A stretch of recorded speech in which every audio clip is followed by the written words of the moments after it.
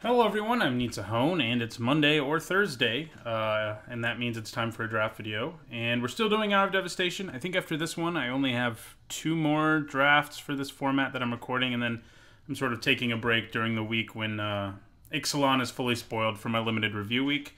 And then after that, it'll be time for Ixalan drafts, because they come to Magic Online so much earlier now than they used to. So have that to look forward to, but for now, let's try to finish off strong in this format. See you guys when the draft fires.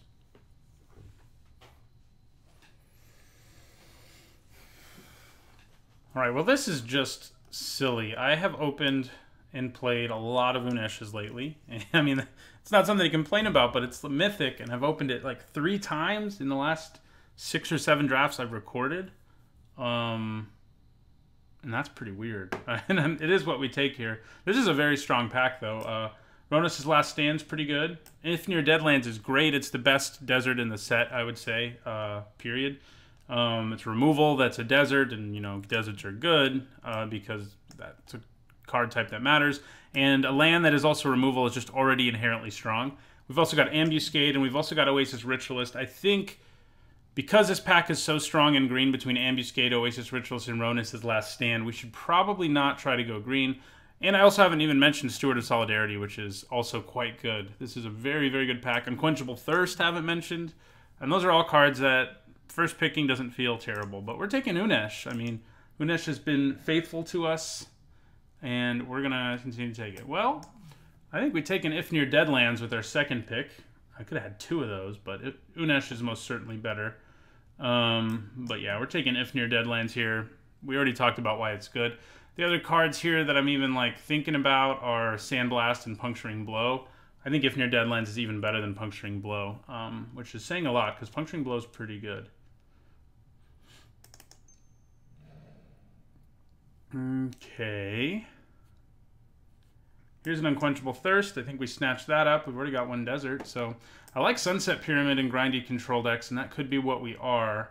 But I don't know if I like it enough to take it this early. Kenner Eternal, wouldn't mind getting it back. Same with Unsummon. But Unquenchable Thirst is definitely what we take here. Okay. Could take Lethal Sting, and I think that probably is what we take. This pack is otherwise quite underwhelming. Traveler's Amulet's nice for helping you splash. So yeah, I think we take Lethal Sting. Cunning Survivor, you know, it's blue, but it's not nearly as good as Lethal Sting or Firebrand Archer or some other cards in this pack. I could think about taking the Archer, and maybe we end up blue-red after all. Yeah, I think I might actually take the Archer over the Sting.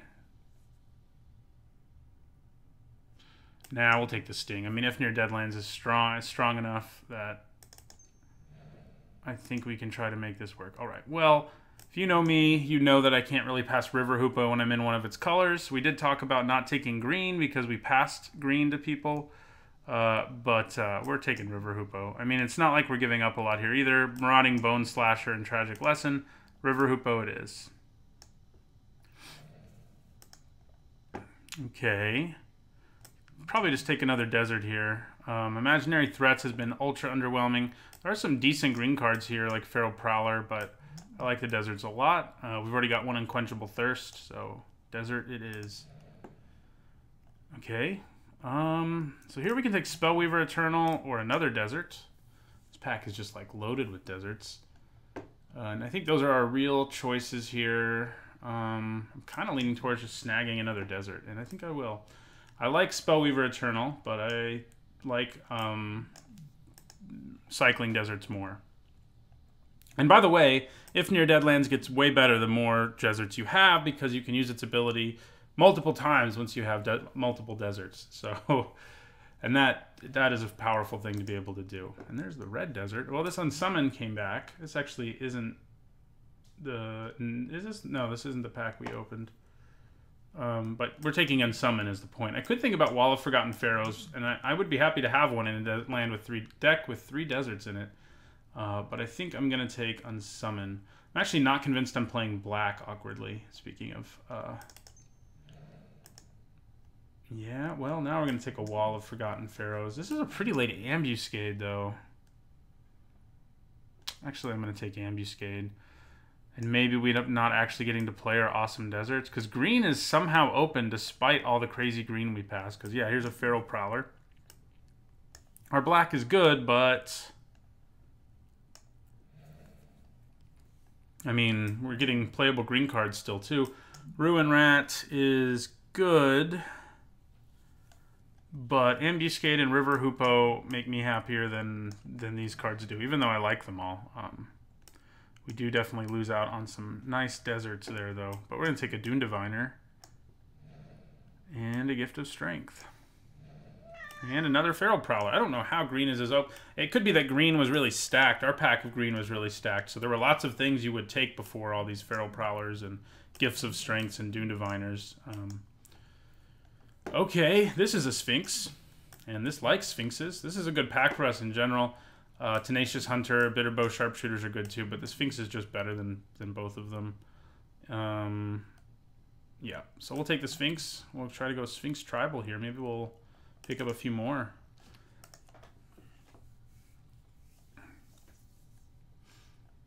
More deserts would be good. There's a Survivor's Encampment. There's a Cursed Horde, which is quite good. Bitterbow Sharpshooters is good. If I take the encampment, I open myself up to easier splashes, and granted, I'm in a color pair that's already good at splashing, especially, well, the green part is. I think for now, though, I am going to take the Sharpshooters. I'm going to pass on this desert. I don't know how many more I'll pass on, especially because we lost two of the ones we picked last time. But yeah, Sharpshooters it is. Well, these deserts are not for us. There's not much in this pack for us, actually. So the black cards in it are okay, but they're nothing special. So I could think about taking like a Ruin Rat or a Bone Slasher, since we kind of have a thing going on already with black. But I think I'll just take a Reed Stalker. Oh, I don't have 4s yet.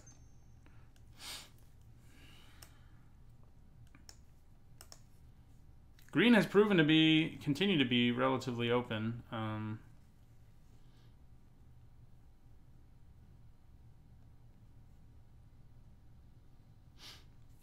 I would like at least one more desert here, one of the good ones. And there is one. Do I like it more than Ronus' Stalwart? I think that's actually really close. I think because I've already got one Unquenchable Thirst, I'm going to take the desert over Ronus' Stalwart, but it's pretty close. They're both very good cards, but yeah. Desert it is. Okay, another Harrier Naga. I probably want a little more than I want a Feral Prowler at this point. We have all the Feral Prowlers, so we'll take another Harrier Naga. Like it more than Reed Stalker, Cunning Survivor, or Jace's Defeat, which is a good sideboard card, but... Okay. Well... Probably take a Manalith here. Just because it can help us splash. I do like Seer of the Last Tomorrow out of my sideboard, but I think the potential upside of like opening an off-color bomb and being able to play it is a little better. Okay, another Unsummon, but there's also a Consign to Oblivion. I wish I had Oasis Ritualist. That makes cards like that a lot better. Meaning I could actually think I might cast a black half sometimes. I think it's either Unsummon or Consign. It's not Harrier Naga. I think I'm going to take the Consign. You can bounce anything, which is certainly relevant. And the additional upside it has is also relevant. Okay, well, we're going to take a Traveler's Amulet. We could technically try to splash the black half. Just wouldn't be very good. I think I'd rather just have another Bitterbow Sharpshooters than anything. We haven't actually ended up with any of the ramp that you would expect in this deck, but we also don't have that much stuff to ramp into. All right, we probably play Survivor's Encampment.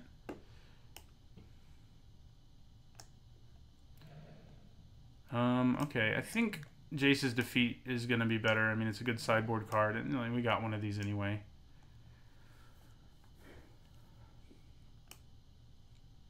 Will we get more Sphinxes in this pack?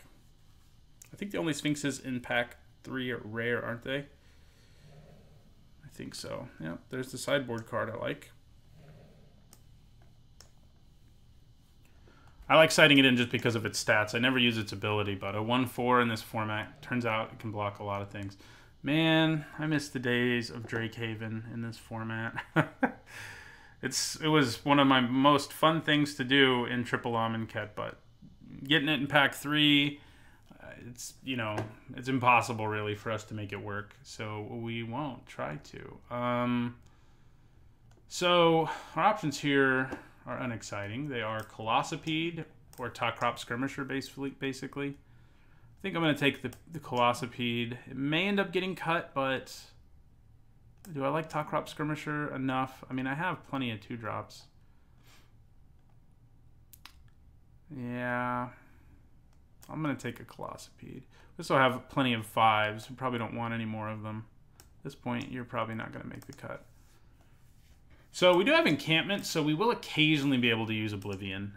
It's just like a random land we have that can produce black mana sometimes for us, so that's good.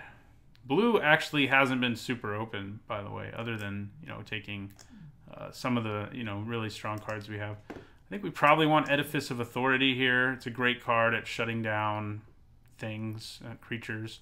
It takes over the game. Evolving Wilds, wouldn't hate that. I don't know if I'd want to run 1 swamp just for the Oblivion half of Consigned to Oblivion, though. I wouldn't mind Bitterblade Warrior coming back. I think that's likely. But yeah, we'll take the Edifice. Magma Spray. Cast Out.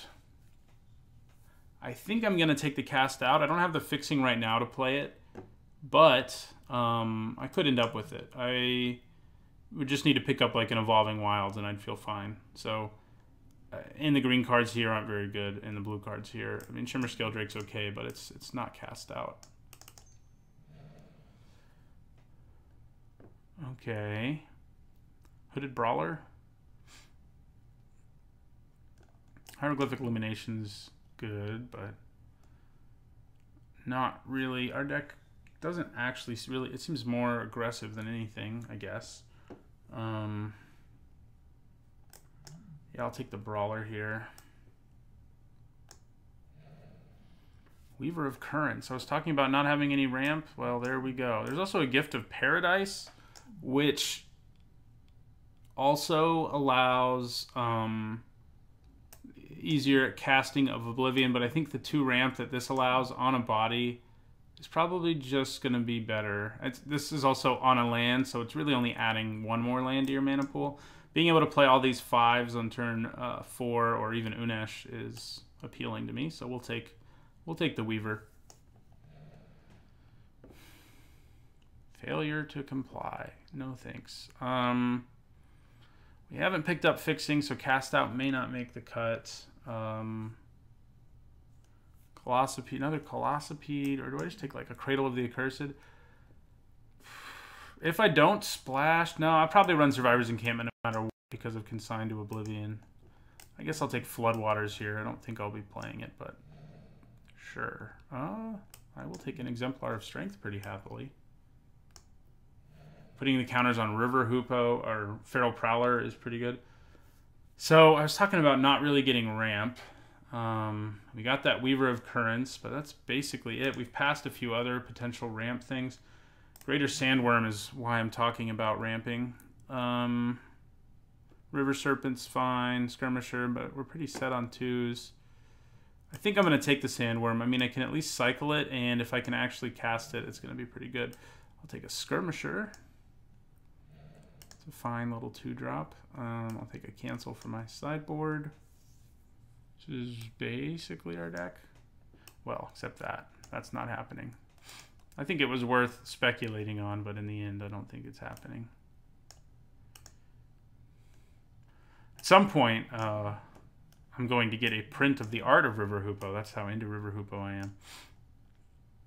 If you don't know the whole like weird story about it, I was in Israel this summer for about 3 weeks doing research, and I'd been there before, but since I actually lived there between 2013 and 2014, and between then and now, I've gotten into like bird watching and stuff like that, and while I was there, I started noticing a bird, and it's actually called a hoopoe, and it's the national bird of Israel. And like literally 3 days after I, started observing these birds in Israel, this card was spoiled, and I was like, plus it's like in my 2 favorite color combinations are blue-green. Ooh, hello.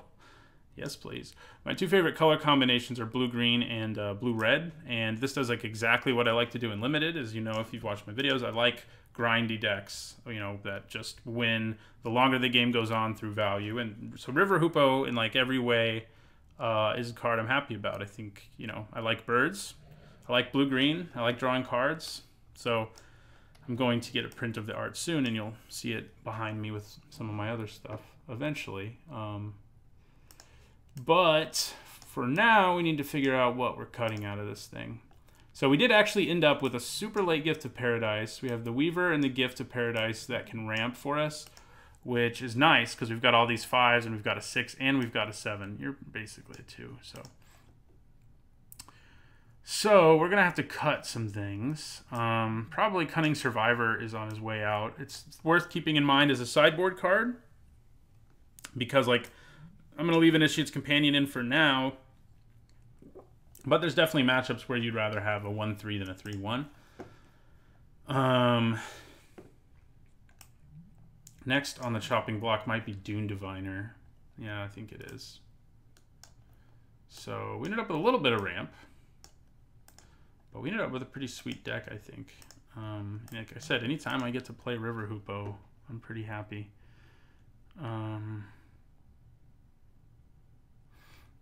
Yeah, the one thing we don't have a lot of is removal. We've got our Ambuscade, and we've got a couple bounce spells, and we have a Gift of Strength to use as a trick, which can sometimes work as removal. But yeah, that's one thing we don't have. But we also have Edifice of Authority, which is pseudo removal. So we've already got 2 blue sources and sort of 3 blue sources. So that probably is about right, honestly. We don't have that much blue. We do have 2 cards that are double blue that are 2 of the best cards in our deck, though. And our fixing, we only have 1 card that's really fixing. So that is 8 blue sources, sort of. That's probably enough. Our blue things are later game spells anyway, and I somehow... Yeah, I screwed that up. So we have 7 sources. I think I probably want 9 forests. Like, we just have a lot of 2s and 3s that are green. So I think I'm going to add 1 more forest. That's what it wants me to do anyway. All right. This looks like our deck. I will see you guys in the first match. All right, first match in this Hour Devastation draft. We would like to play first, and that is a mulligan. Okay, this one's reasonable. Probably going to have to play the desert. So I think I'm just going to play it on turn 1. Sometimes I like holding on to them if I feel like if I had another island in my hand in place of one of these forests, I might think about holding on to it. But I think I'm going to go ahead and just play it. Yeah, my cat also thinks I should play it. So we're going to keep. Sure. And on my turn. Turn 2 Feral Prowler. Turn 3 Harrier Naga probably, unless I draw a 5-drop that I want to put into play with Weaver of Currents. Again, my cat seems to be in agreement with that assessment.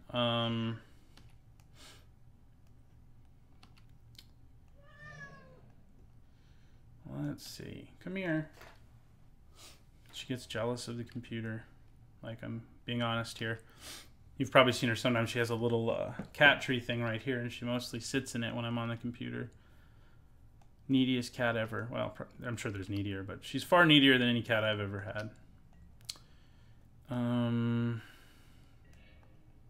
All right. Feral Prowler time.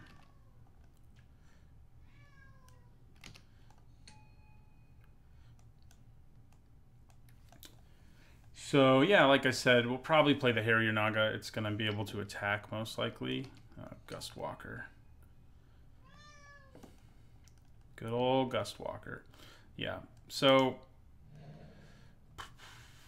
I'm going to attack with my Prowler. This is a situation where just getting in for extra 1 point of damage because my opponent might be afraid of a trick is worth it, especially because I'm going to be able to play a creature who can block the Gustwalker anyway. So we get in for the 1 damage. Our opponent was like, I don't, you know, it's not really worth blocking here if he has a trick. And they're correct. It was a bluff, but they're right. You know, blocking there and me having a trick would have been pretty bad for them.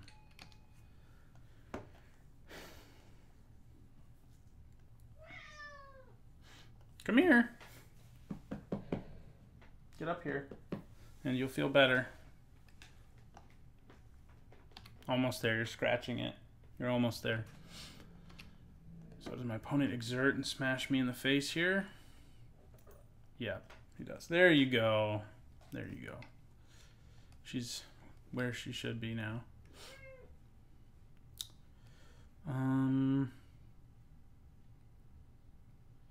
Yeah, so we're going to take 3 damage from a Gustwalker. We would prefer to draw fewer lands now. We seem to be set on lands. Plus we have Weaver of Currents, so we have all the mana we really need.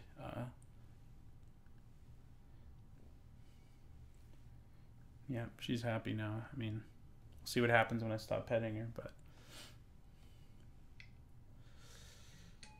Ooh, Serpapard. That's some beef right there. That is not what I wanted. Okay. Well, we're just going to play Weaver of Currents and end our turn.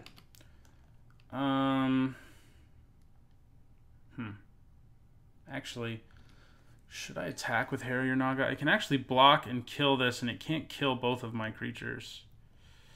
I think I am going to attack with Harrier Naga. If he wants to trade... I should have done this before, but I really wasn't thinking about attacking at all before. So, of course, if he has a trick, it's going to be pretty brutal. But what are you going to do?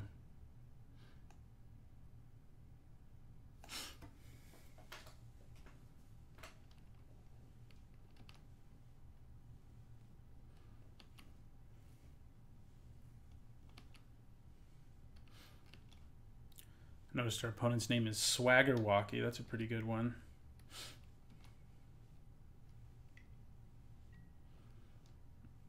Okay. That's gross with Gustwalker, obviously. Ooh, hello. Hello, big Colossopede. I knew there was a reason I was playing Colossopede. We will play it. I mean, the good news is, with all these lands, we can play anything we draw from our deck. So, you know, we did get a little flooded early here, but we're in good shape, I think. Still taking 3 in the air from Gustwalker every other turn, which I'd like to avoid. We do have the couple guys with reach, so getting those would be good. Haven of Enduring Hope. Again, guy with reach would be good. Could definitely use some reach here. I didn't attack with their Exerter. Oh, that was lucky. Not really worth attacking with Colossopede here. We're going to play our Sharpshooters. I'm going to hold on to this land. Because why not? Handle it our turn. Maybe in a staring contest for a little bit here. Unless we draw like a Gift of Strength or a removal spell, or they do the same. Man, they're going nuts over there. Good news is most of what they can do is stoppable by our board. Okay, well, we're gonna play another guy too.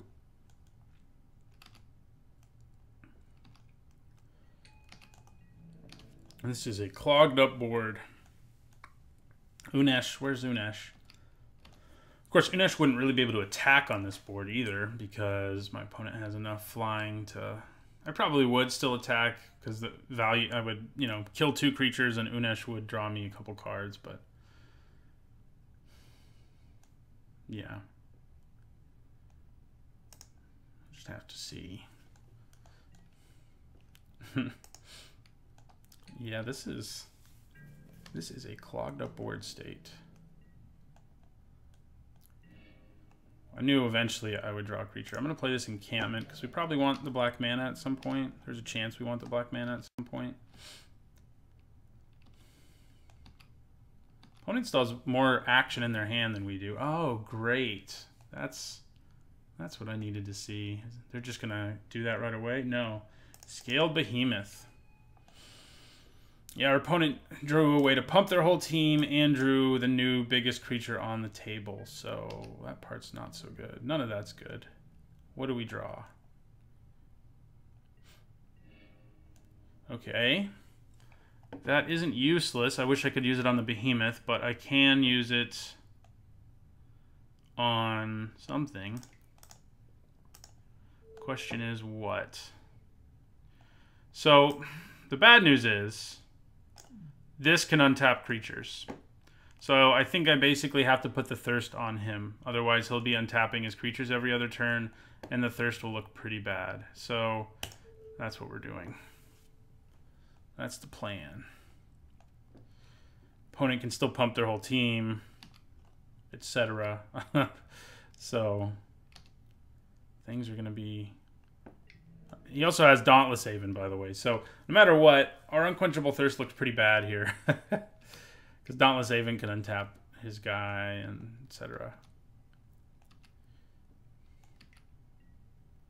Ritualist. So our opponent's also a ramp deck. Probably a better one. I mean, they have Scaled Behemoth and Oasis Ritualist, which are a lot better than most of what we have to offer. Feral Prowler number 2.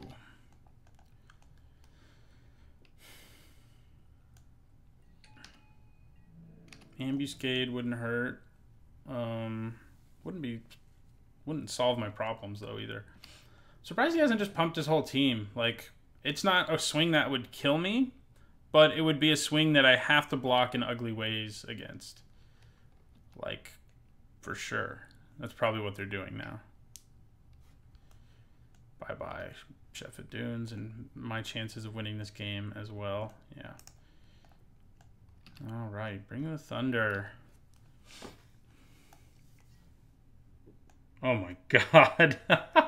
Oh god. Those two together on the same turn. Trample, +1/+1 to his whole team, and he gets to draw a card for every creature that hits me. That's basically game. Why are you exerting? Oh, you're doing the despair half. That... Okay, we're really dead now. Yeah. They didn't have to actually... Oh, yeah, they did, I guess.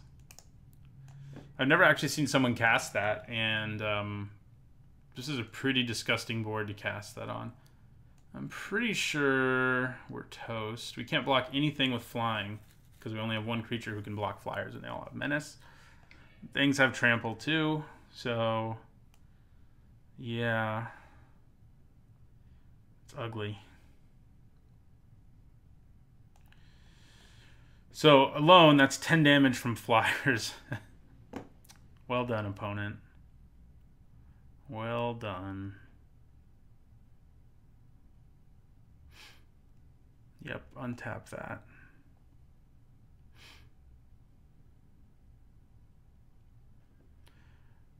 So we can assign...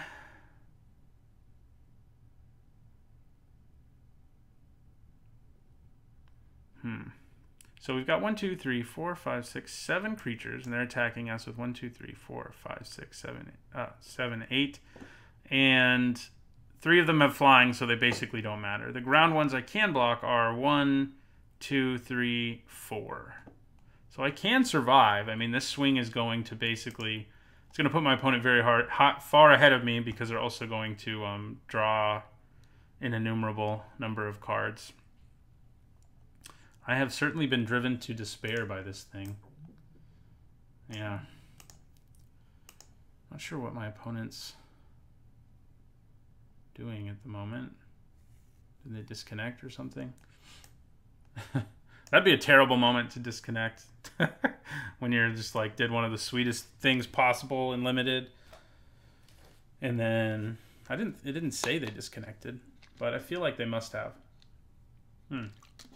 Here they are. Okay.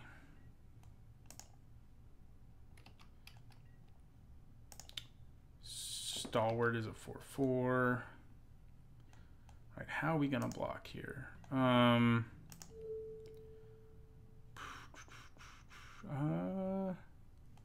Good question. So, Colossipede, I think blocking this hugest guy with these two is a good idea. Chump blocking, well, it's not really a chump because of the Joys of Menace, but I'll just put both of those in front of that. Put both of these in front of that, and that leaves us taking, oh yeah, trample. So 1, 5, 6, 7, 8, 9, 10, 11, 12. So we are in fact not dead. Oh, 14. I think I did the math correctly. Did I count this? 8, 11, nothing there, nothing here, 1 here. Yeah.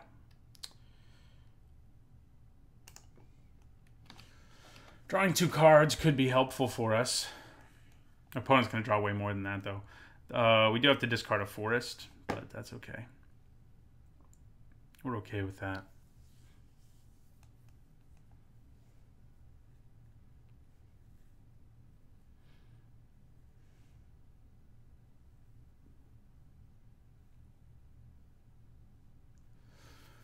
Not sure why he rearranged the order that the Feral Prowlers are taking damage, but because they're both dead no matter what.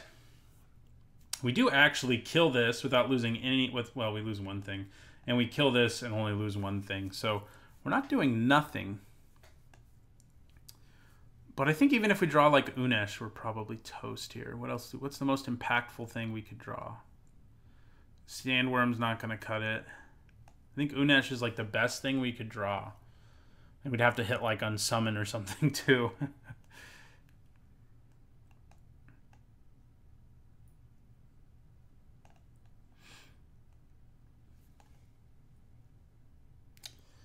This cat. Yeah, she follows me from room to room basically, and if she feels I'm not paying enough attention, well, you've heard what she sounds like on multiple of my videos, actually. She even shows up in top 10s, which are supposed to be a little more edited and polished, but doesn't matter sometimes. She gets in there anyway, shares her opinion about a card.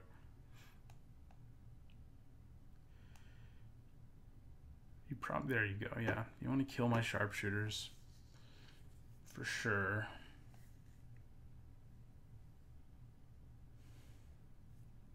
Now we see if I did the math right.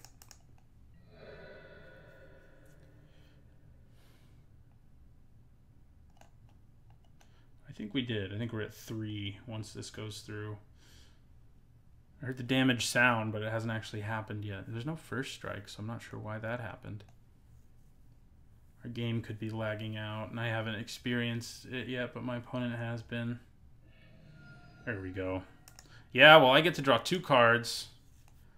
What do I still have in play? Colossipede and a Harrier Naga. That is a lot of triggers.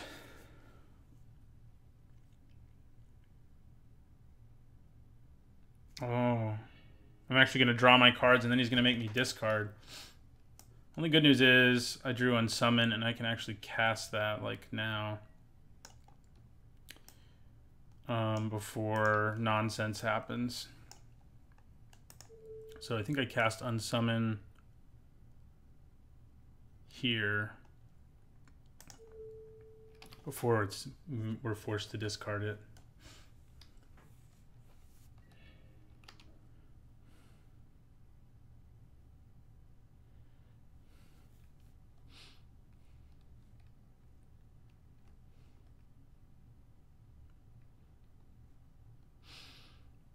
It's a lot of triggers. Okay.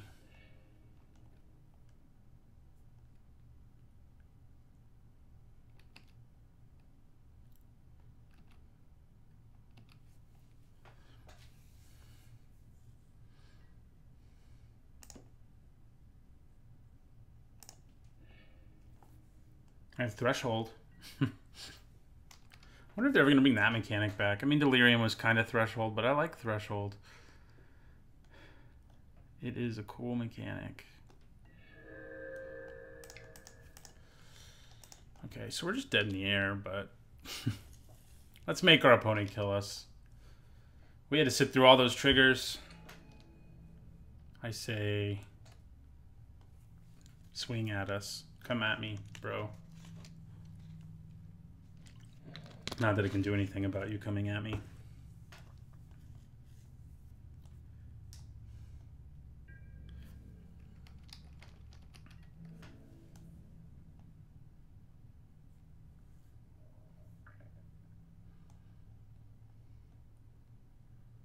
My hand's even empty. There's not much I can do. Should probably just swing with everybody. I mean, I guess there's no reason to. He can just kill me with 5 flying damage.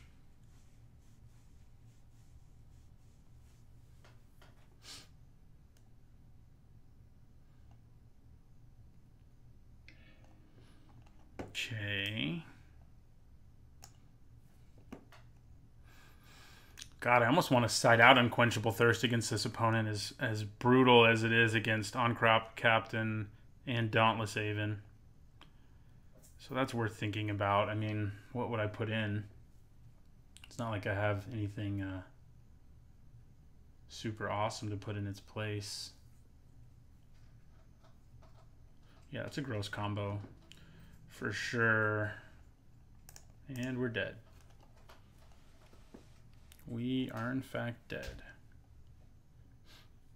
So, sideboarding.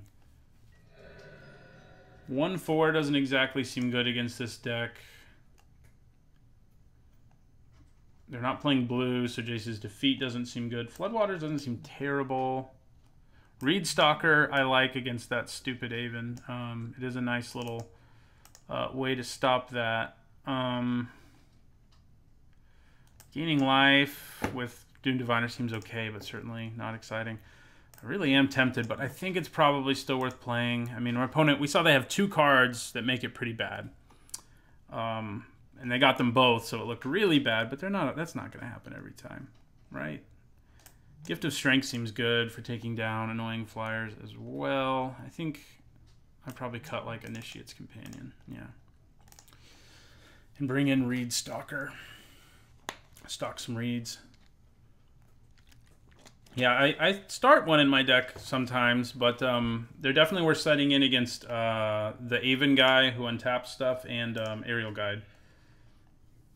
This isn't the fastest hand, but I think I'm going to keep it. We got Edifice of Authority ready to roll on turn 3 anyway. I'll probably play Hooded Brawler on turn 3 anyway. Oh, good. Sheffet Dunes. That's what I wanted to deal with. Ooh. That's a nice thing to draw when you need a 2-drop too. It's one of the best there is.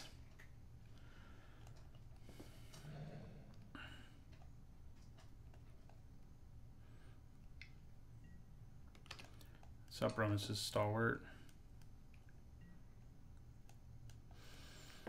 Okay. So we'll attack with our Hoopo and play Hooded Brawler. Kapow.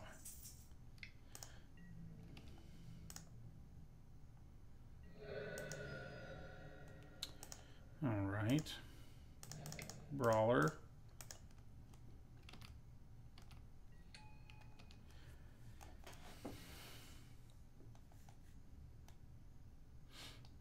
So next turn we have the option of playing the Edifice and using it, or my opponent doesn't even have to exert here if he doesn't really want to. Yeah, he's not going to. And we'll take 2. Or leaving mana up for the Reed Stalker. Now, Leaving mana up for the Reed Stalker could be appealing because if my opponent doesn't exert again, it can just come in and eat that, but I'm probably going to attack with my Brawler. So it's less likely that... Oh, God. Man, that's not what I wanted to see. Okay. Well, we don't need to exert either now. We won't. I think I'm going to leave mana up to play Aven Reedstalker here. I have a very good chance of flashing it in and eating that Ronus' Stalwart.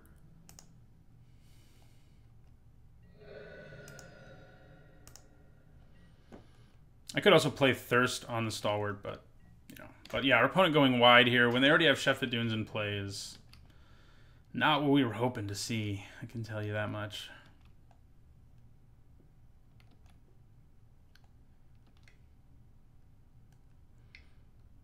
Oasis Ritualist, sure, get a free 1/1. Why not? Come on. Let my Reed Stalker eat your Stalwart. Don't exert it. You don't need to, man. You're just gonna hit me. You don't need to exert it. If he exerts it, he's like brilliant. He called my bluff. Especially because he didn't see it in the first game. If he saw it in the first game, I would understand it more, but we just sided it in. So if he exerts, I'm going to be like, okay. Nope, we're going to get to eat it. Good. Also gives us another flyer, which is important right now. All right. We shall block. Eat the Stalwart.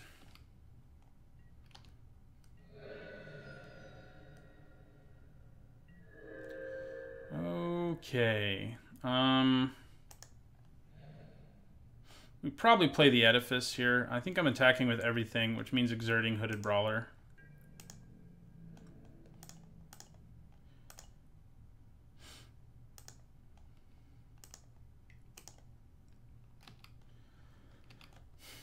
But yeah, I think I play the Edifice here. I could just like hang back and draw cards and stuff, but there'll be time for that. Maybe, you know, our opponent could just straight kill a chump block. That makes sense. I do like that's the best our opponent can do, but you know, when you exert your guy, that is a little brutal. So I'm gonna play the Edifice now. We have our own good artifact. I don't know if it's quite as good as yours, but it's close.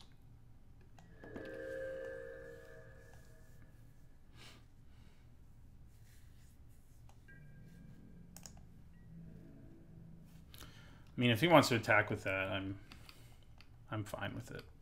So, 2 Sheffield Dunes. That's not cool.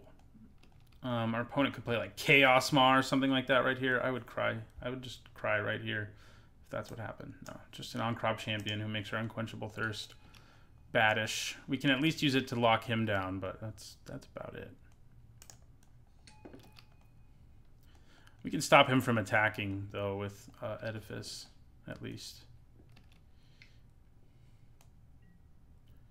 Top Crop Elite, too, huh? Fine. Top Crop Elite with On-Crop Champion and Oketra's Monument and 2 Sheffield Dunes in play. That's not a big deal. Is that a big deal? Gonna put a brick counter here.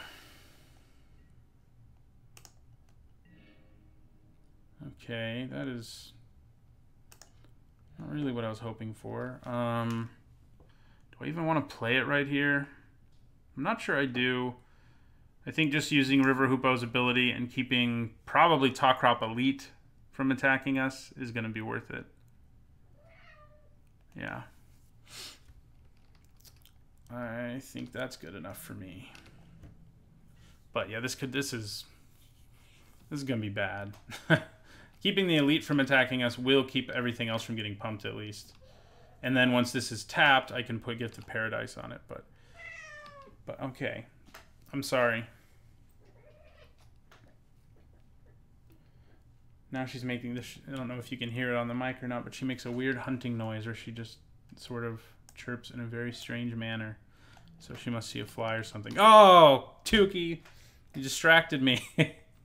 from doing what I wanted to do there. That's bad. That Dog Elite is coming at us now. And I can blame my cat, but it's really my fault. So it's all good, though. Maybe I psyched him out. You know, maybe I have Gift of Strength or something. No, I didn't psych him out. How could I have? Oh, that's bad. Cat distraction. Cat distraction. Okay, so...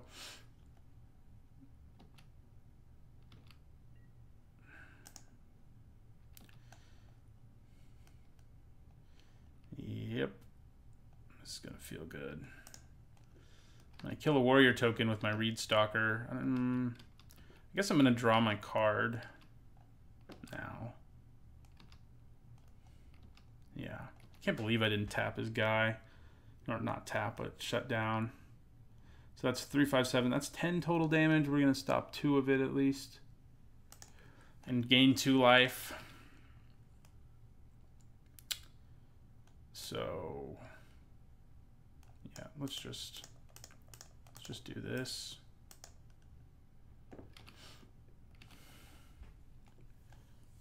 Takes us back up to 20. We can put Unquenchable Thirst on this and then start keeping that from attacking. And that will be pretty nice, I think. Geez, I just realized how long our opponent has taken and how little time they have. There's a game 3. I don't think he's going to have time. We also get to gain some life from Gift of Paradise, and we have Edifice of Authority in play. So winning on by timeout, it does not seem impossible. River Hoopoe also plays into that fairly well. Our opponent, though, still has ridiculous stuff in play. 2 Sheffet Dunes and an Okettra's Monument, for example. Okay. River Hoopoe is not going to block. I'm not brave enough, but Aven Reed Stalker will. 7? Oh, that's because this was also hitting me. That's bad of me. Almost as bad as not realizing I should have used my Edifice of Authority. Okay. Okay, Unesh, I can't actually play you. Way to go. Sharpshooters aren't bad, though.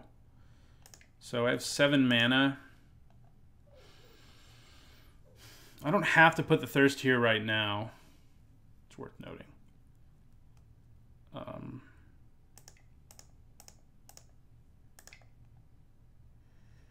Yeah, I'm just going to play the Sharpshooters. Do I attack with my Brawler here? No, I don't think so.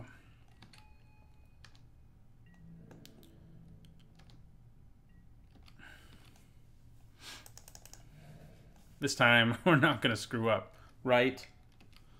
Oh, God.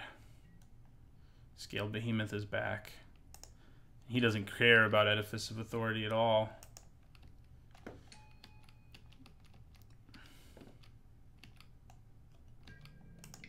All right.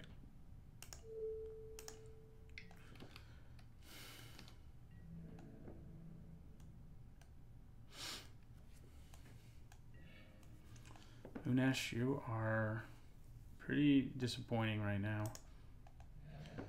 Okay, I can actually play him.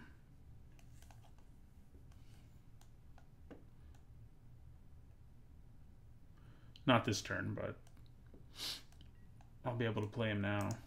I'll have double blue. I go up to 10. I put Thirst on this guy.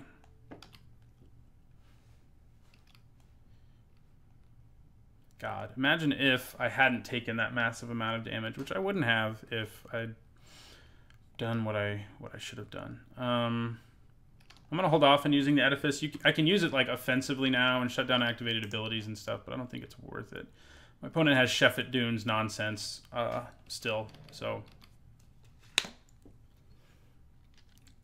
yeah, missing that Edifice of Authority trigger was brutal. Oh, good. Tenacious Hunter has joined the fray. How many crocodiles you need, man?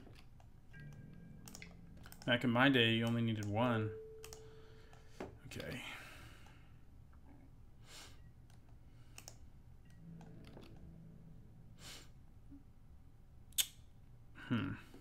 Do I double block Scaled Behemoth? Yeah, probably would have. Our opponent decided not to attack. Okay, so now I think we play Unesh.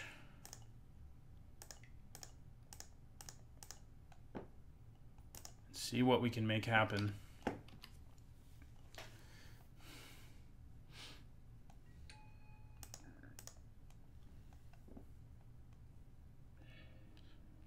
That is not a great one, but I don't mind another Bitterbow Sharpshooters. It's obviously what I'll take here. All right. Ugh.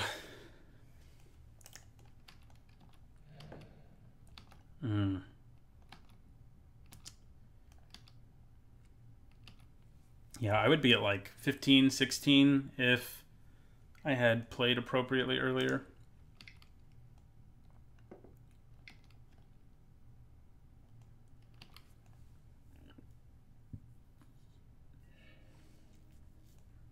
He can do this twice, so... Oh, disgusting. Our opponent's deck is very awesome. I mean, there's definitely no guaranteeing we would have won or anything if we actually used our Edifice. We would just be in a better position to win, you know? So we're going to shut this down. Because I don't want to have to deal with even more pumping.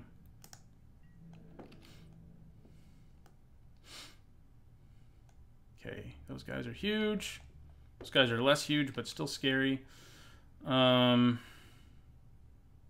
Okay, so we're gonna block here. We're gonna block here. There's no trample this time. We're gonna block here. I'm gonna block here, and I think I'm gonna let myself go down to 4. Yeah, we're killing all these tokens. The Sheffet Dunes are gone. We still have Edifice. We still have River Hoopo, who can really pull us back into this thing. So I think that's fine. Yeah, 6 to our face. But that's a creature I can manage going forward. Oh, although this isn't, so, you know. Yeah, let's do it. We go down to 4. And you can swing for 9, which isn't quite enough. Isn't quite enough to make a difference. Do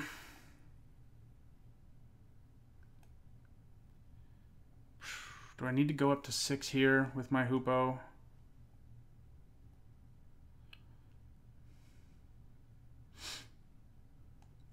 Or is it better to just play another Bitterbow Sharpshooters, which can let me double block and kill him? It's probably better to do that. Can also cycle this desert. I guess I'll cycle the desert first, actually. See what happens there.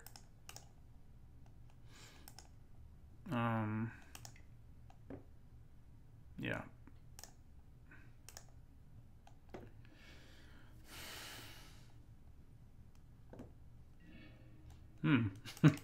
Okay, well, now we're going to play Bitterbow Sharpshooters.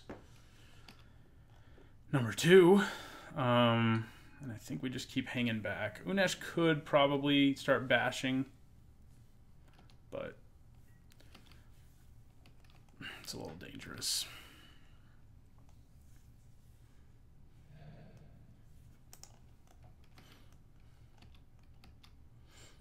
So, do I still stop Talkrop Elite from attacking, or do I stop Tenacious Hunter from attacking now? I think I stopped the Hunter from attacking now.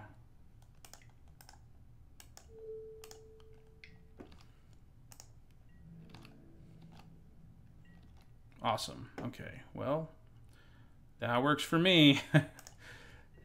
If we can keep on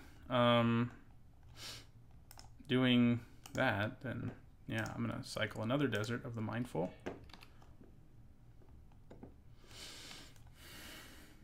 Okay.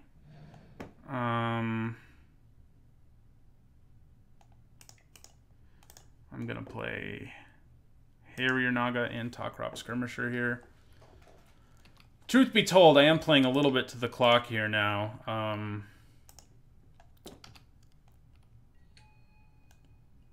But it's pretty dangerous for me to attack just because so many things could go wrong. I'm only at 4 life, and I have control of this game to some extent. So, you know, what I really want to do is just draw a bunch of cards and gain some life with River Hoopoe, and then dig my way out of this with that card advantage. Oh, not this again. Okay, are we just dead to this? No, we won't be. It'll just suck. We aren't going to be dead to it this time, like we were last time, even with all that nonsense.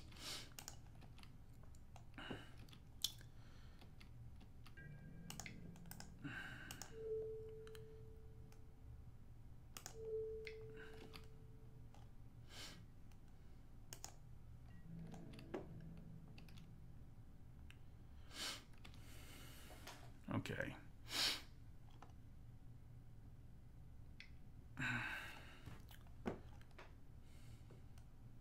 We got it. We can take both these creatures down without too much effort.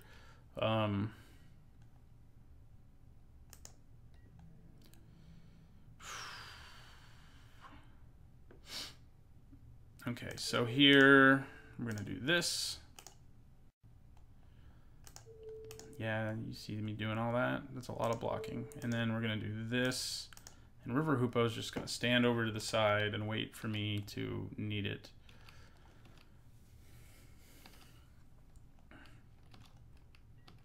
All right. We kill both those creatures. So I think our opponent's feeling the pressure of the clock too here. And we don't actually lose very much in the process. And we can actually start attacking, I said, as Pride Sovereign comes into play. What the hell? I think we can probably still keep attacking. We can shut down this thing's activated ability, so that makes it a little less scary. It also has to exert itself.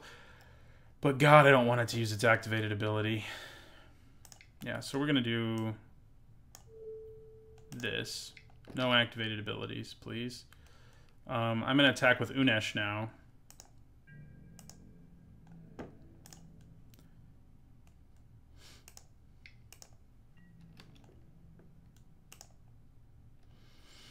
Drops our opponent down to 8. And I'm going to play Colossipede, which can block Tenacious Hunter without any help.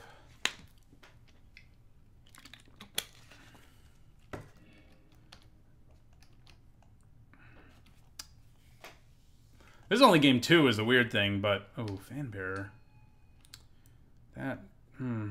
How wide is my opponent here? They're 5. They got 5 dudes. Okay, well now it's time to Hoopoe. Except I need to pay 1 more mana.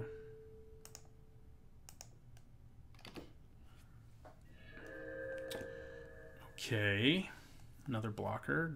Never hurt anybody. So now the annoying thing is my opponent can, in response, use Pride Sovereign in response to the Edifice.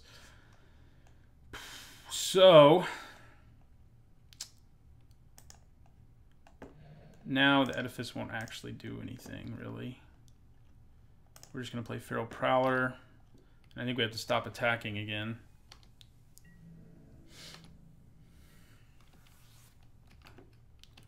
Unfortunately for us.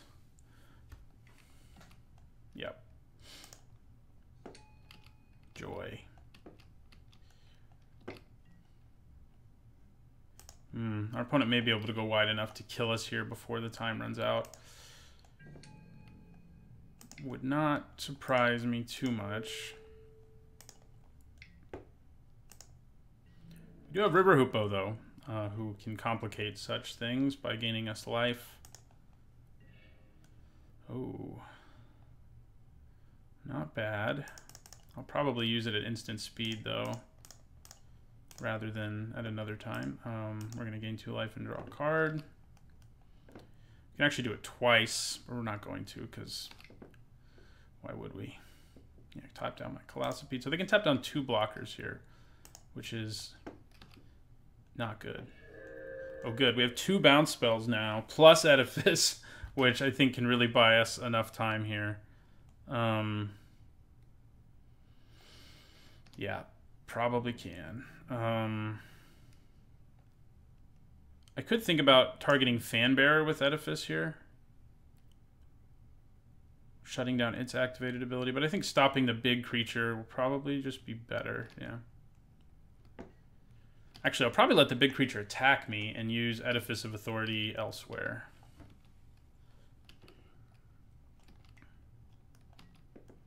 God, really? I'm glad I have Unsummon, because whatever he decides to pump with that, we can just get rid of, but that is...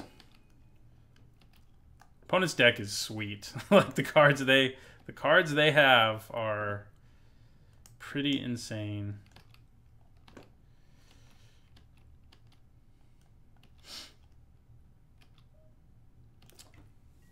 That's why the only way we have a chance of winning here is with a timeout. All right, bringing the thunder. I am going to use this here.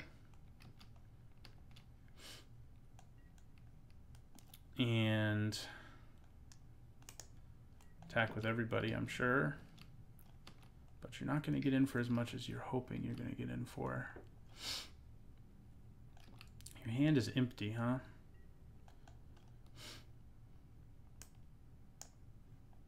So, I think I block there. I think I block one of you. I think I block here. So that's 4 damage, potentially, is what we'll take. I think getting rid of both of these cat tokens isn't a bad idea, by the way, because it'll weaken this Pride Sovereign as well. Oh no, that's more than... Yeah, so one of these warriors, should I just take one for the team here? And then I have plenty of mana to use Embalm.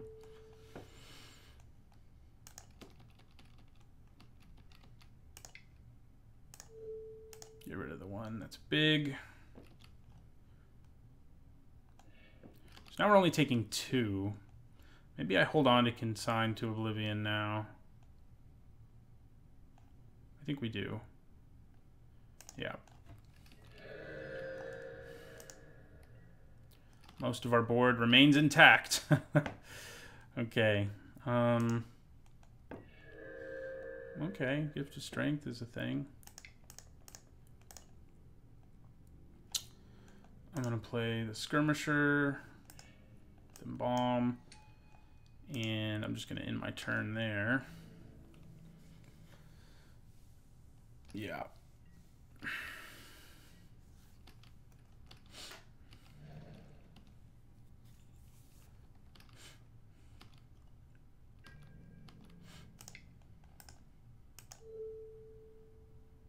Yep.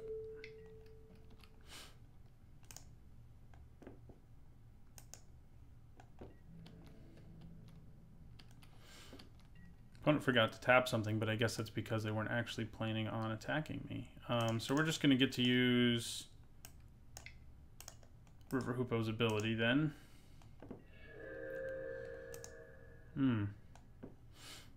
I think I just play this and put the counters on that, which will draw me a card.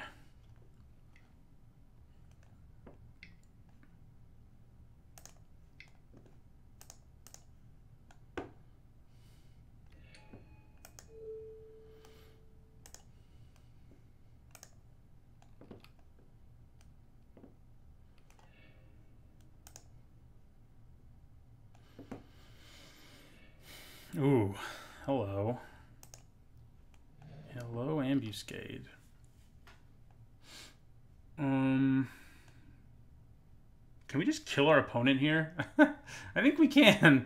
I don't know how long that's been true, but we can attack for 7, 8, 9. Yeah, so we're actually just going to kill our opponent. It makes me feel better than winning by a timeout. So we're going to Ambuscade. And I think we'll kill Pride Sovereign.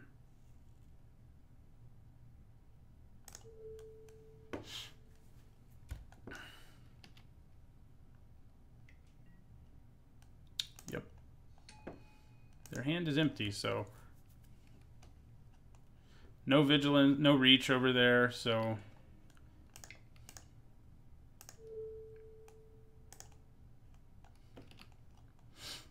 we shall attack for lethal in the air. And our opponent has 36 seconds to win the next one. Yeah. I think we could have done that a while ago. I was just so caught up in trying not to die that I forgot that between those two cards. Oh, no, drawing the ambuscade is what made it lethal. So, well, that sucks for our opponent. Neither of us have very much time. I mean, this has been a 47-minute match one. So, there you have it. But I don't imagine our opponent can beat us in 30 seconds. They may not even show up, actually. That's what happens sometimes after one of those. God, I was thinking I was going to record a whole draft tonight. This is a league, so I don't always record it all in one sitting, but after that match, I may wait till the morning. Our hand's solid. Man, our opponent is like legit trying to win here, which is not an easy thing to do. So we can Weaver of Currents and then Bitterbow Sharpshooters on turn 4, or Colossopede, whichever one looks better.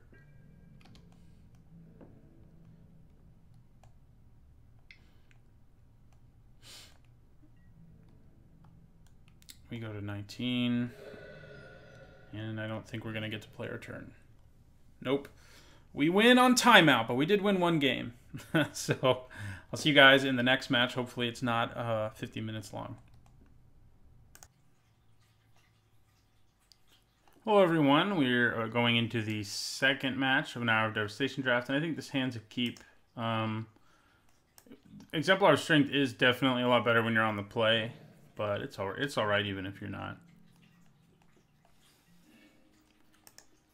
Well, now I can go Feral Prowler, Exemplar of Strength, and play it as a 4/4 and draw a card. That doesn't seem bad to me. Turn 3, 4/4 is pretty good. So, zombies. Okay. Let's play our Feral Prowler in the turn.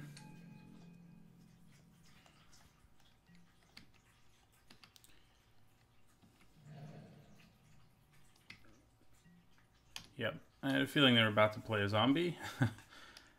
If it wouldn't have been bad to be able to trade Top Crop Skirmisher for this guy, but didn't really think that was going to happen.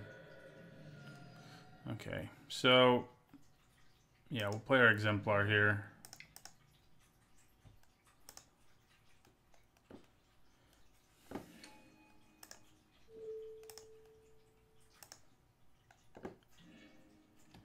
Draw our card and end our turn.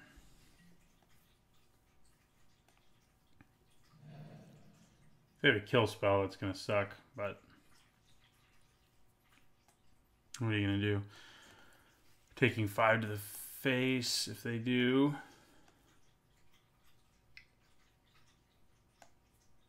Yeah, they do. All right. Well, now we're only taking 4 to the face.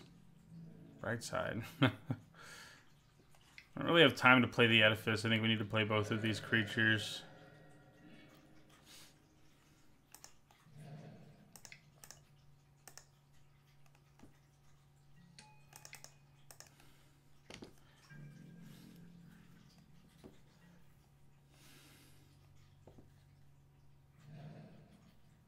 Sheffet Dunes.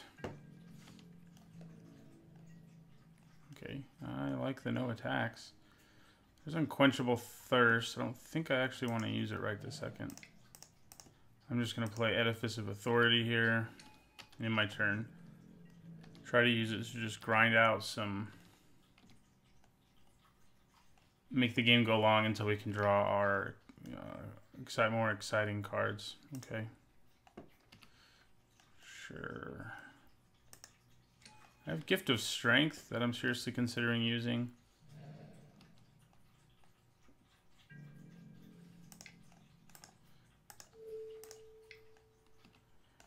Do I double block Marauding Bone Slasher?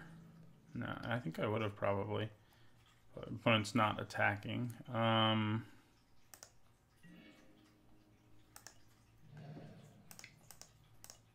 Play the Naga. I mean, this feels a lot like our last very long match, where we're just sort of playing dudes and trying to draw our big scary guys, which we do have for sure.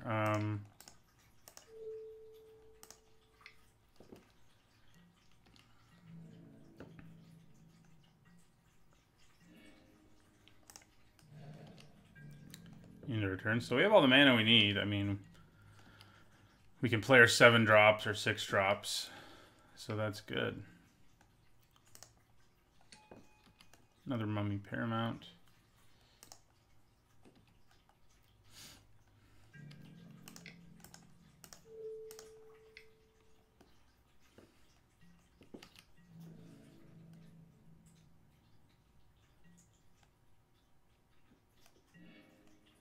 There's a big guy. Not the biggest, but big.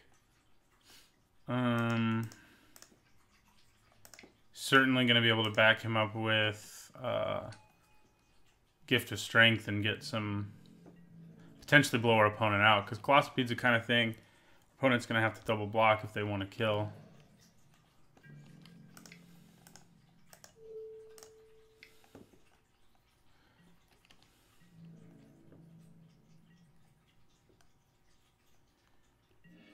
Right, they may also have Sandblast.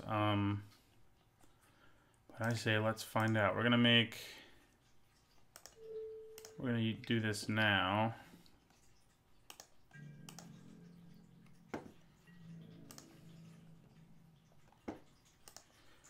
So it's a little dangerous to try to Gift of Strength here if he like double blocks the Colossopede.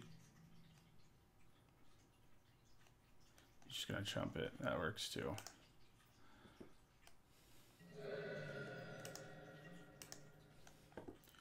And I'll hold on to this land.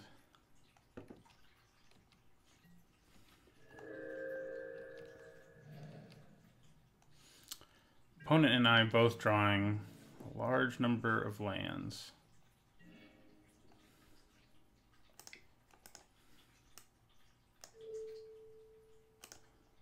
I think I'm actually going to attack with my Naga here too, because I'm up for that trade.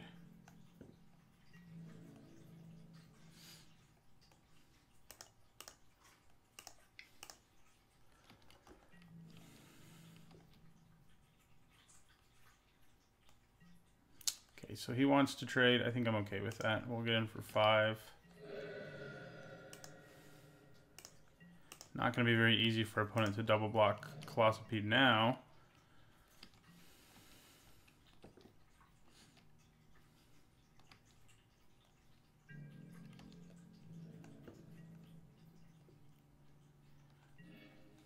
All right.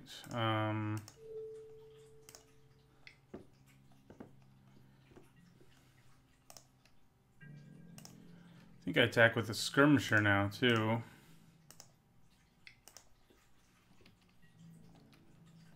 Alright, we get in for 7. Yeah, our opponent definitely flooding out harder than we are now. We had worse flood earlier, but they're having worse flood kind of in crunch time, where they needed to sort of play a bunch of spells to try to get over the hump here, and yeah, they just couldn't do it. Not a blue deck.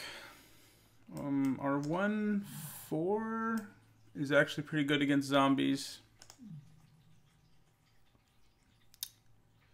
So that's worth thinking about, but I don't think we need to put it in.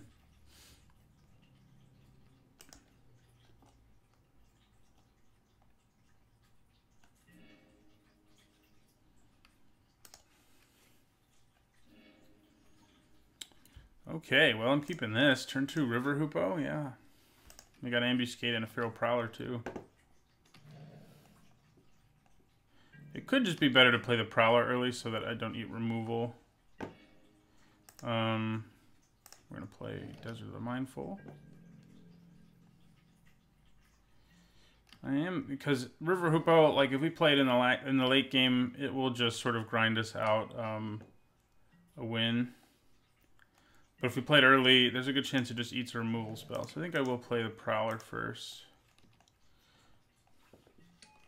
Prowler, Naga, maybe Ambuscade something.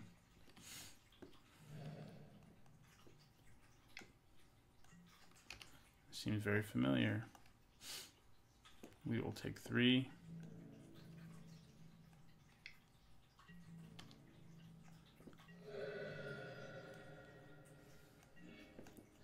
Hey, Unesh. Yeah, and we'll play Harrier Naga here.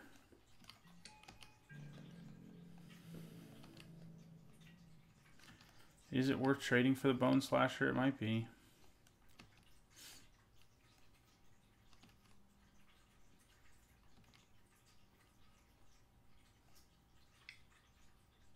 I may not have that option. Oh. Unraveling Mummy is probably what we're going to have to use Ambuscade on, which means I need to keep my Naga here. Yeah, we'll just take 6, which obviously isn't what I want to be doing, but if we let Unraveling Mummy live, a lot of bad things can happen. Okay, so we are going to play Colossipede soon, which will put an end to... I'm just going to kill it. I don't think I want to attack. Do I? Take another... No, I don't think I do. I think I'm going to try to trade here with my Naga. Yeah, we'll leave the Prowler back too.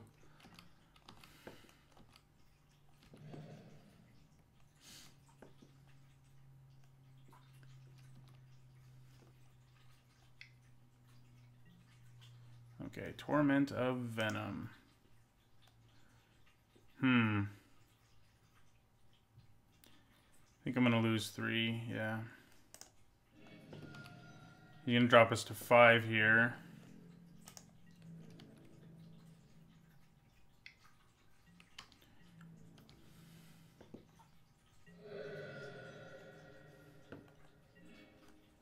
Okay, so we're going to go Colossipede Unesh.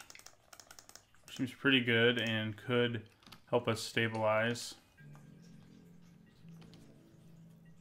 Really depends on if our opponent can just remove Colossipede.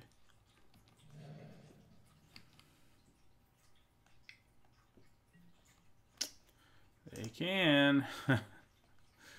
Okay.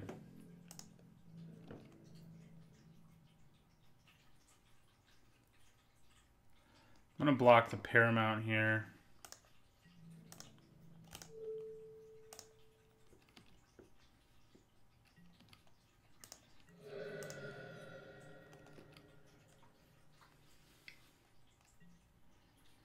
Okay, so Unesh alone can't save us anymore.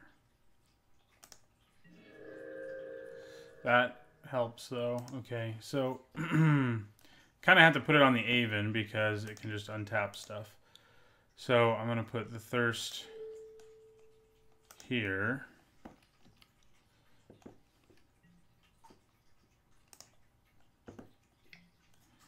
I'm going to play River Hoopoe. Yeah, we're just going to do this now. And we will end our turn.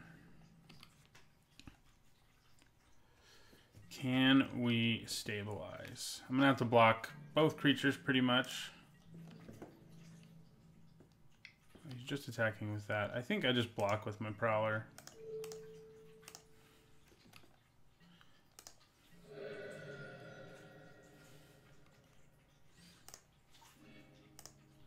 Okay. What we want is our opponent to stop playing creatures. Especially one with freaking Death Touch right now is not exactly what I want. But we are going to play Unesh.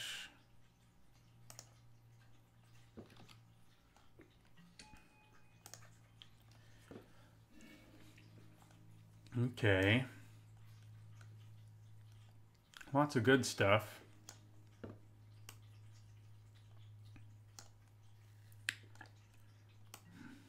So if I take the unsummon, I can actually play the island now. Yeah. I think we choose pile 1. Opponent knows we have unsummon, but that's okay.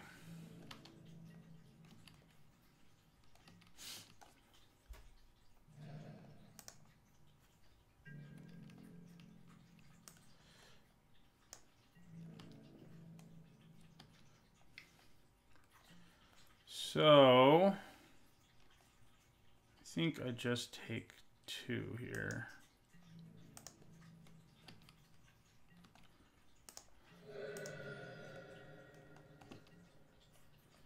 Okay.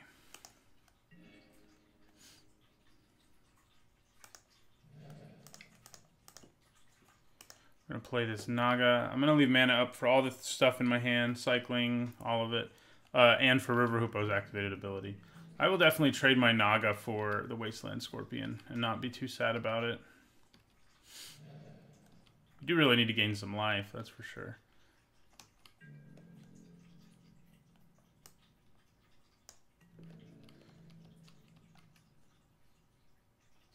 Yeah, so we'll put our Naga in front of that.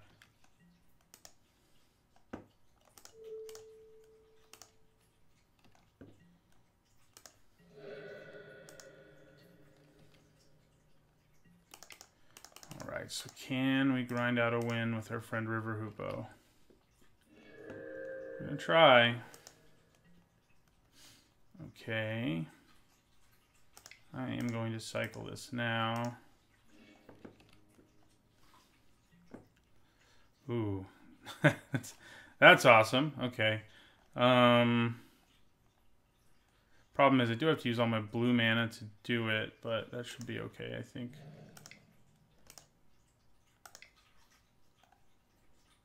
We get to do it again.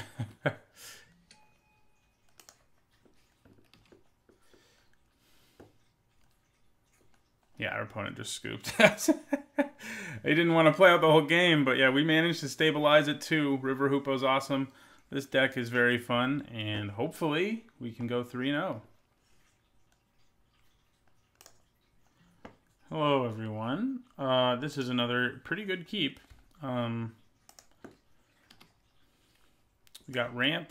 Weirdly enough, we have not, other than Unesh, we haven't drawn our fatties very much. I guess we don't have that many other than the Sandworm, though. We've gotten Colossipede, and it's been, you know, exactly what we want so far. So, but yeah, we'll probably play Exemplar of Strength on turn 2 and try to make stuff happen there. We can use Consign to get a creature out of the way. So, but yeah, we'll play this island or desert rather. Super fast aggro. It's less than ideal, I think, but we'll play this Exemplar. Could have played Prowler and then Exemplar like I did in the last game, but this time I think doing Exemplar is okay. Blur of Blades. That kind of sucks. Since it could have, if I did things differently, it would have survived the blur, but... There's Unesh again. We're going to play Harrier Naga now. We could play Gift of Paradise. But I don't think... I think we need to play Creature. We need to make him exert his Gust Walker at least, you know.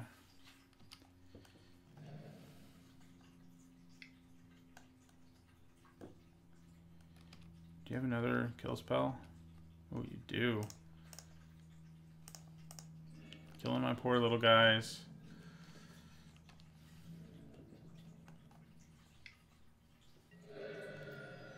Okay, well, if I drew a 4th land there, that would have been nice because I could have put the Gift of Paradise on it. Yeah, I'll play this Prowler.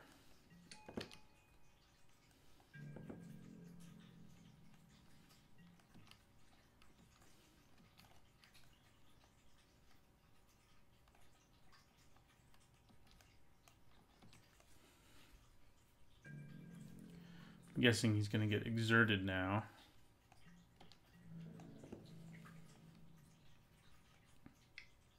Yep. So we're going to go to 11.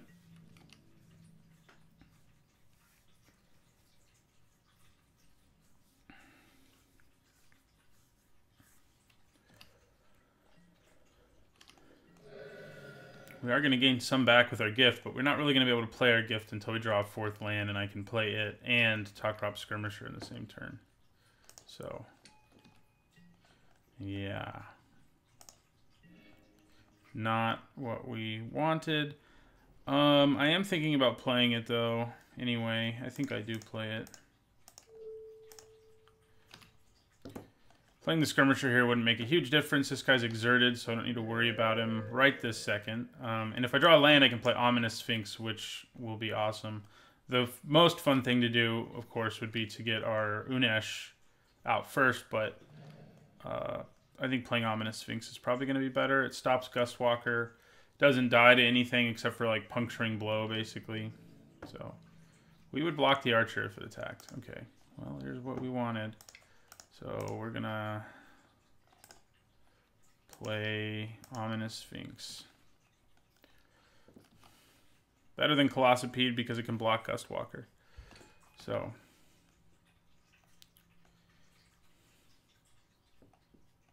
Cast Out and stuff like that would kill it, of course. The really like premium, amazing removal can kill anything. So it can definitely kill my Sphinx, but the red removal can't do it other than Puncturing Blow.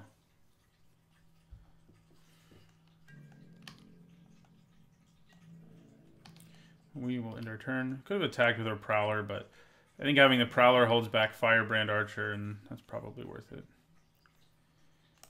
Oh, Haven of Enduring Hope. You frustrate me with your life-gainingness. So drawing a land for Unesh would be good.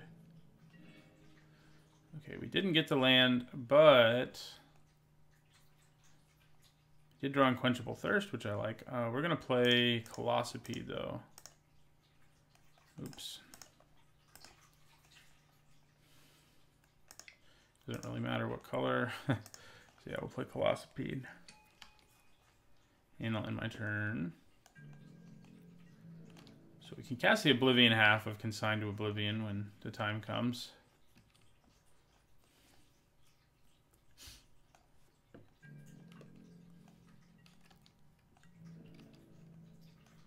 He's attacking with his Aven.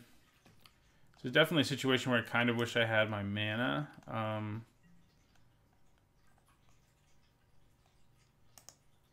going to block the Aven. There's a good chance our opponent... Well, maybe not. They may be about to play Blazing Volley or something to finish it off. No, wow.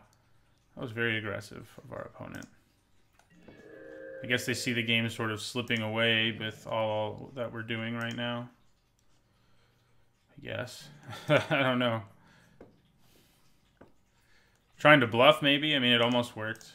So we're going to attack with both of these, and then we're going to play Unesh. Right. Smash for 9.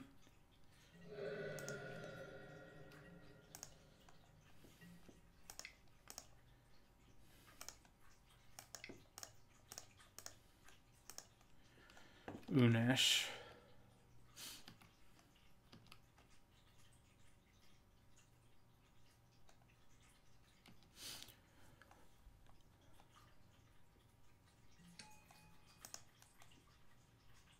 We got removal, we got bounce, we got a mediocre creature. I think I'd rather have the Prowler.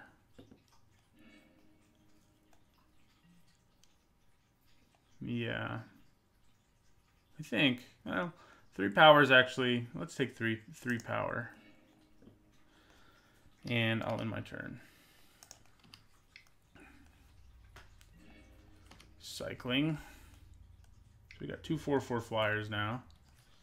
Electrify maybe? Open fire on my dome. Oh god, are you able to like burn me out here? I go to 7. You would need a lot to burn me out.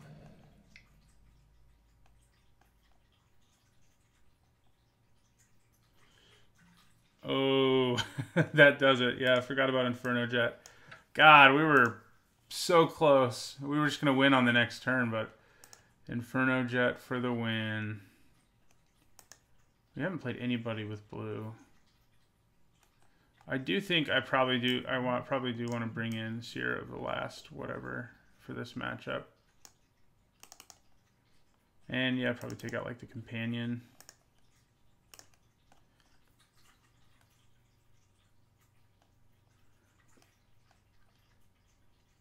We should probably be splashing Cast Out. Probably. Alright, I think this is a keep. Freaking Inferno Jet. Effectively made my life 13 in that game.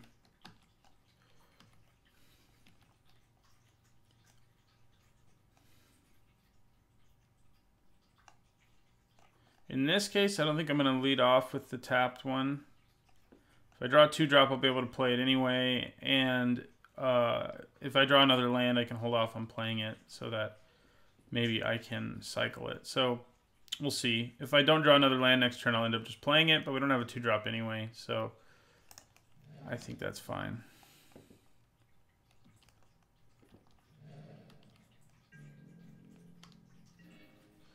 All right, well, we did draw a 2-drop, so makes things a little awkward, but that's okay. We'll play our Exemplar again. Maybe this one won't eat a Blur of Blades.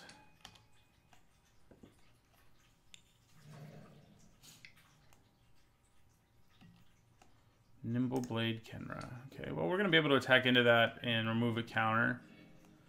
All right, we drew a forest, which is nice. So, but yeah, we're gonna attack just to make him a 2/2, gain a life. And then we'll play Harry or Naga.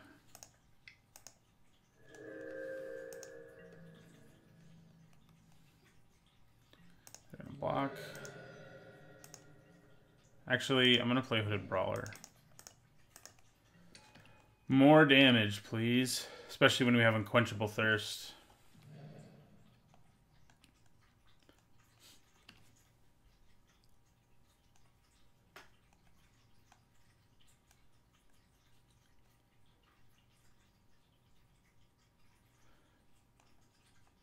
You know, we got a little bit of life gain in this deck, which certainly helps against Inferno Jet, our Ramp Aura, and our friend Exemplar of Strength.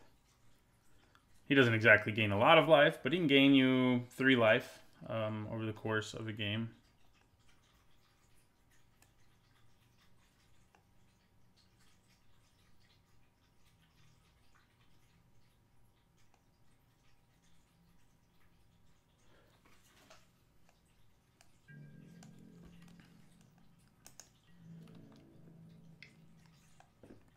Yeah, we're just taking that.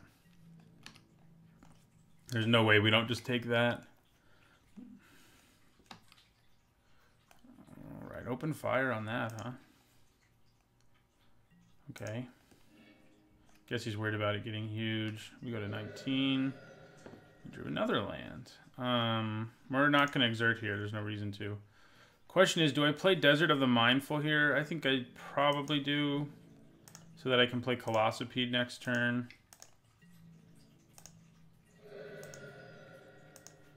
Yeah, we'll play it. If I end up drawing another land, you know, I'm going to regret it. But I think making sure I have Colossopede mana next turn was worth it. And if I played an untapped land there, yeah. And playing a tap land there didn't hurt any because I couldn't play my 5 anyway, so...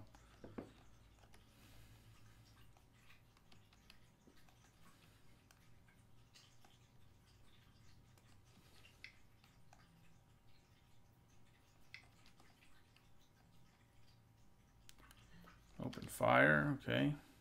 All the open fires. It says for 2. Colossopede doesn't die to any open fires. Well, we did draw the land, but that's okay. So, no exerting again. No reason to. We do 6 damage over 2 turns instead of 5 when our opponent's just taking it, so that's why it's not worth exerting. Yeah, we'll play Colossopede.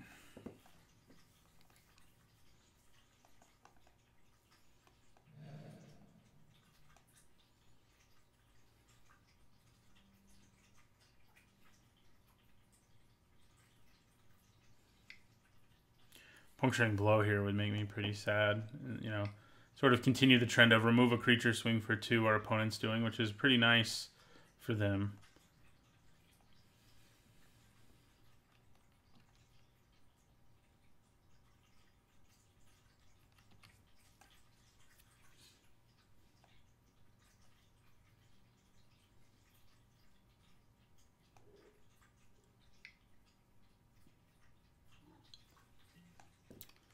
Crop Entangler, okay.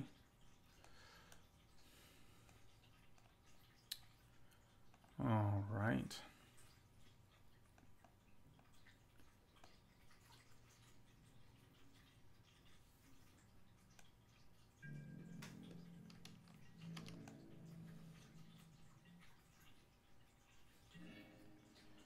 Okay, so I think I play the Thirst here.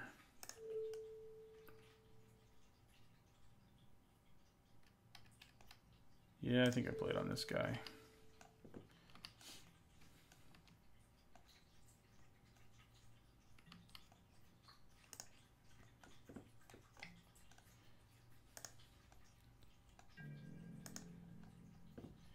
So, because all my opponent needs is 1 spell to kill Hooded Brawler in combat, I am going to exert him now.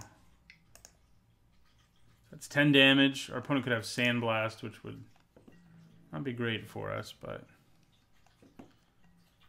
just be a chump block, please.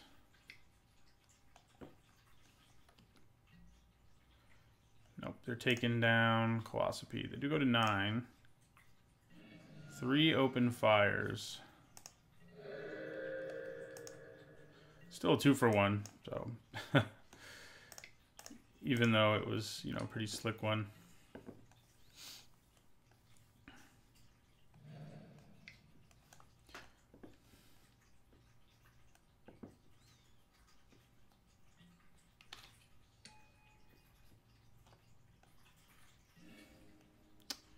Not what I was hoping for. So we need like our Edifice. We need one of our you know, cards that can just take over the game, or we're going to be in trouble in a hurry here. Our opponent does only have 1 card left in their hand, though.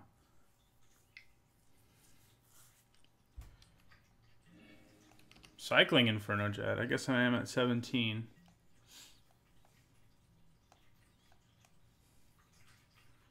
So I just take the Devastator. Yeah, my opponent can pump it, but doesn't worry me too much. But yeah, I need Unesh, I need our Sphinx, I need Edifice. Those are the things I would like to see show up here. Yeah, we don't have anything anyway that deals with our graveyard, so you can have it. Opponent is out of gas. We're both in top deck mode. Oh god, that was lucky. Unesh has loved me. I mean, like I said, I've drafted it 3 times. That was a great time to draw Unesh. I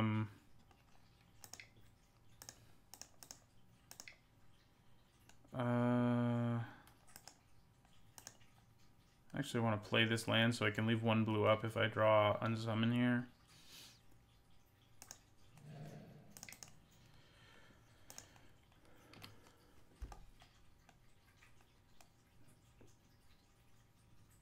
Got 7 mana too, so. Alright, opponent just scooped. That works for me. That's what we needed. I said we needed one of these. I mean, Greater Sandworm, Bitterbow Sharpshooters, you know, those all would have been fine too, I think. Yeah, I think the 1/4 still a good idea here. We saw more stuff that it's good against, so.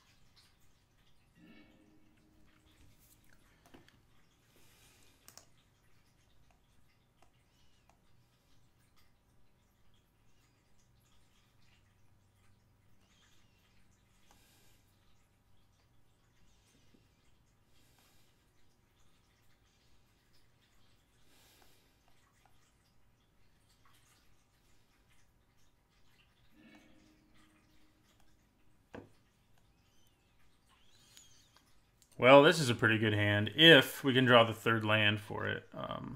Because then we can play Ominous Sphinx on turn 4. And we're on the draw, so I think I'm down with it.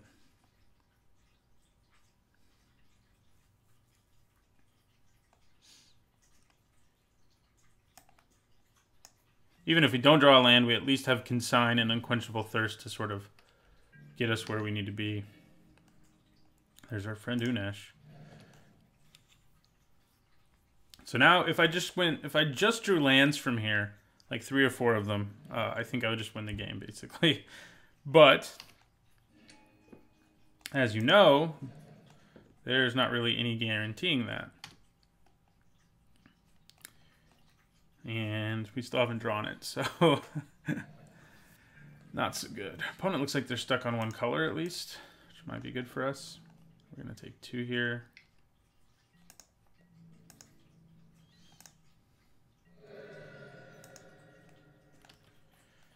Question is it going to be worth it to just consign whatever he plays? Well, he didn't play anything.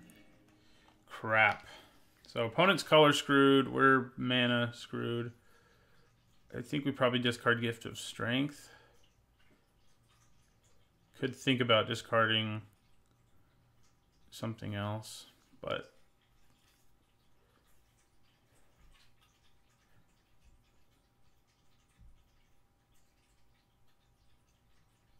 I'm not sure. Yeah, we get that third land, we can play Weaver of Currents, and then it'll be time for Ominous Sphinx. Sad thing is we needed that land now to really make that be a powerful play. I mean, it'll still be good. Just not as good as it could have been, basically.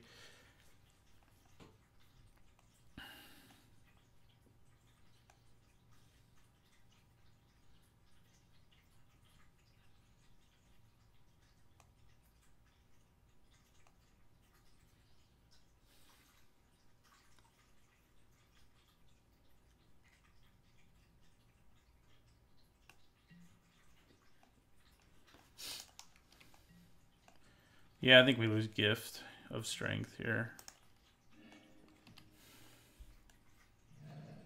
Oh, they got their white mana. Come on. Why you gotta be like that?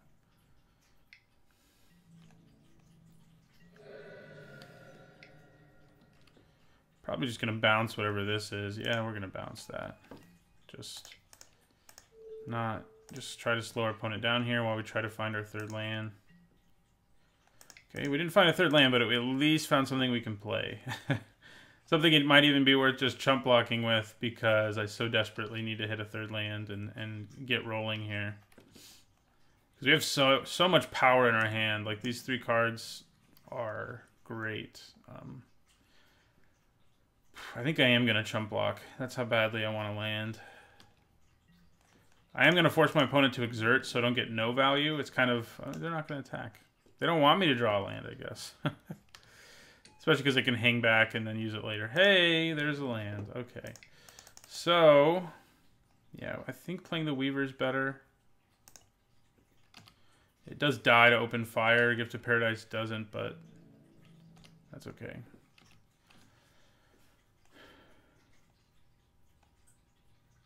We need to thirst this guy pretty badly. It may even be better to do that next turn. Although it's not going to solve all our problems, so maybe I don't. We have a little bit of life gain in our hand. We have an Edifice to shut him down as well. Might even just be better to play the Edifice before I play my Sphinx. Sort of try to gain control of this game before we're dead. Oh, good. Well, now I think they're just going to kill our Weaver and it won't matter. Yeah. That's mean.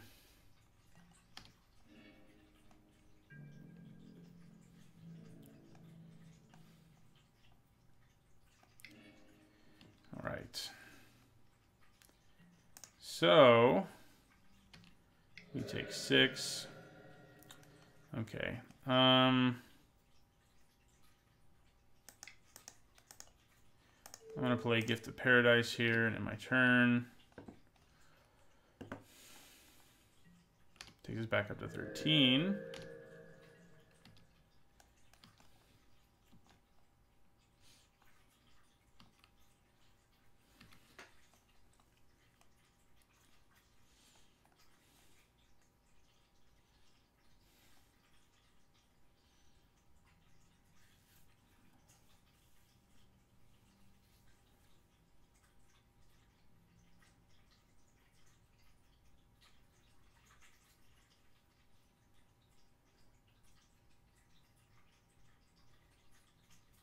So yeah, like our hand that could have played a turn 4 Ominous Sphinx, turn 5 Unesh. We're on turn 7. We haven't cast either. So that sucks. But I don't think we're done yet by any means, even though we've been very slow in the early game.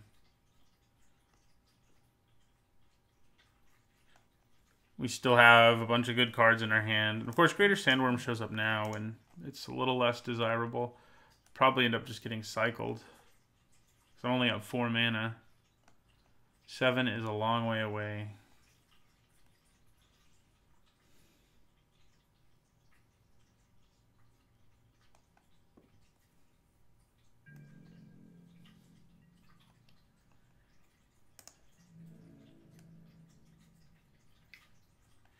All right, we are just going to take 3.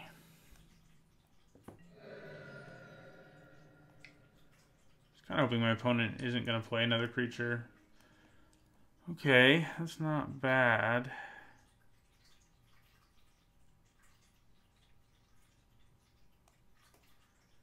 They're going to tap my Feral Prowler, which is bad, but I think I play Edifice.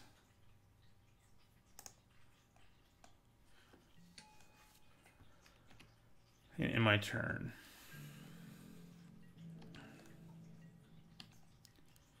You know, we've had this deck be in worse shape before, and then, you know, drawing some lands or whatever was enough to pull us out of it, so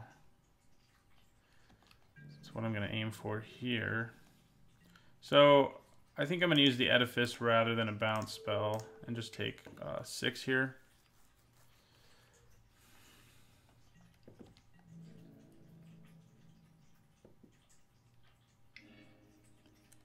We go down to 4. But I can Thirst one of these. I can make this not attack, and I can unsummon something else. I'll probably actually unsummon Magmaroth. Opponent could have Inferno Jet just to finish us, by the way. So after a series of really good matches, this one was not.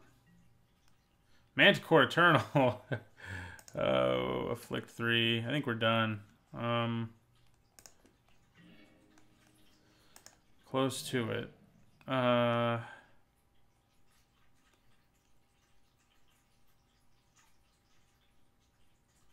think I can survive one more turn. I'm going to put this here.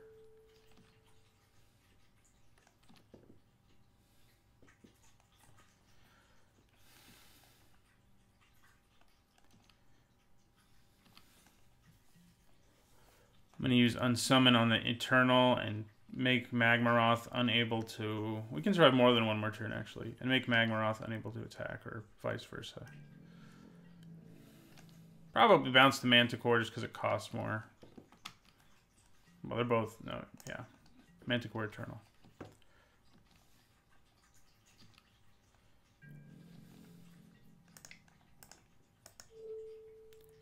No, thank you.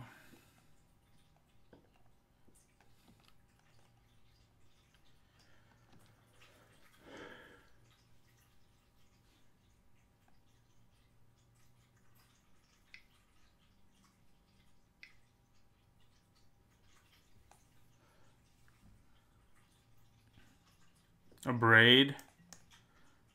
You're going to abrade my poor Prowler? Well, he thinks that's just going to kill me, but it's not, luckily for us, because of Unsummon. But it does make a pretty big difference. If we could have kept our Prowler in play there, we had a real chance at more than one more turn. Now that it's not in play, we don't really have that chance. Okay. Won't be able to recast Magmaroth this turn, though, so we have that going for us. But these are both going to untap. This can tap down a blocker. Oh, he is. I was thinking it was Eternal, which costs 5. Crap. Yeah, we're dead. Dead. Yeah, we just didn't draw our lands quickly enough. I mean, we really did have a hand where we could have gone turn 4, Sphinx, turn 5, Sphinx, and our opponent just would have been done, but that's not what we did. So that's okay. Another 2-1 in keeping with how this format's been going for me, but 2-1 is a 66% win percentage, and that seems pretty good to me. Thanks for watching. If you want to see more drafts, don't forget to subscribe. I'm also going to be doing Ixalan limited review week in the near future. Don't forget to like the video. In the comments, let me know, if I punted, which happens frequently, as you know, or if you would have made a different pick. And don't forget, my content's sponsored by 5colorcombo.com. You can head over there to the store and use the discount code NEETSAHONE5 for a 5% discount.